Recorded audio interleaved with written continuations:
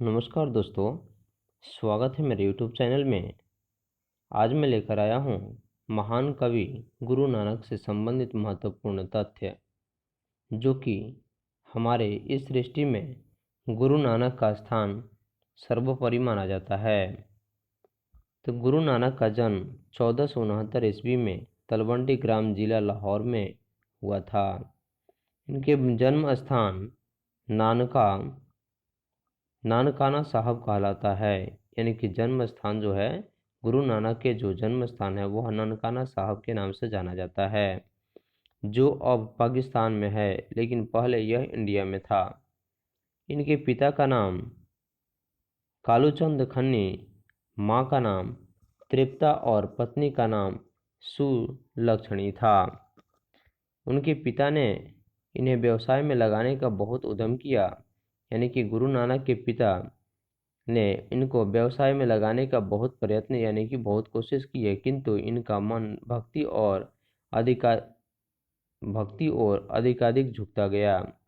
उन्होंने हिंदू मुस्लिम दोनों को समान धार्मिक उपासना पर बल दिया, वर्णाश्रम व्यवस्था और कर्मकांड का विरोध करके निर्गुण ब्राह्मण की भक्ति का प्रचार किया। गुरु नानक ने व्यापक देशाटन किया और मक्का मदीना तक की यात्रा की। मुगल सम्राट बाबर ने भी इनकी भेंट हुई थी। यानी कि मुगल सम्राट जो बाबर था उनसे भी इनकी भेंट हुई थी। गुरु नानक ने सिख धर्म का प्रवर्तन किया। गुरु नानक ने पंजाबी के साथ हिंदी में भी कविताएं की। इनकी हिंदी में ब्रज भाषा और खड़ी दोनों भाषाएं मेल की जाती है। इनके भक्ति और विनय के पद बहुत मार्मिक हैं। इनके दोहों में जीवन के अनुभव उसी प्रकार गूंथे हैं कबीर की रचनाएं जैसे कबीर की रचनाएं जो है यह मिलती है कबीर की रचनाओं में, लेकिन उन्होंने उलटबांसी शैली नहीं अपनाई। इनके उपदेशों के अंतर्गत गुरु की महत्ता, संसार की क्षणभंगुरता, ब्राह्मण की सर्वशक्तिमाता, नाम जप की महिमा, ईश्वर की व्यापकता आदि बातें मिलती है। इनकी रचनाओं का संग्रह सिखों के 5वें गुरु अर्जुन देव ने सन 1604 ईस्वी में किया, जो गुरु ग्रंथ साहिब के नाम से प्रसिद्ध हुआ। गुरु नानक की रचनाएं हैं जपू जी, आसादी बार, रही रास और सोहिला। कहते हैं कि सन 1539 में इन्होंने वाह गुरु कहते हुए अपने प्राण त्याग किए। निर्गुण निराकार ईश्वर के उपासक गुरु नानक हिंदी की निर्गुण भक्ति धारा के एक प्रमुख कवि हैं।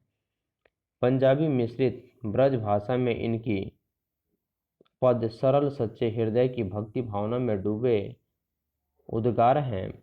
इन पदों में कबीर की तरह प्रखर सामाजिक विद्रोह भावना भले ही न दिखाई पड़ती हो, किंतु धर्म उपासना के कर्मकांड मूलक सांप्रदायिक स्वरूप की आलोचना तथा सामाजिक भेदभाव के स्थान पर प्रेम के आधार पर सहज सद्भाव की प्रतिष्ठा दिखलाई पड़ती है।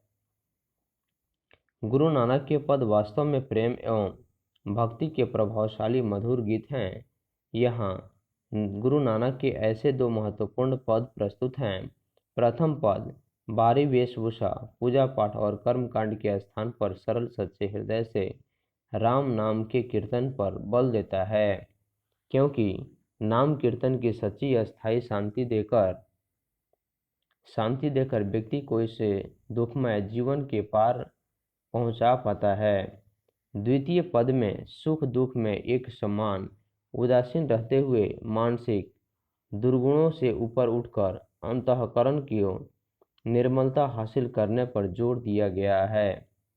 संत कवि गुरु की कृपा प्राप्त कर इस पद में गोविंद से एकाकार होने की प्रेरणा देता है।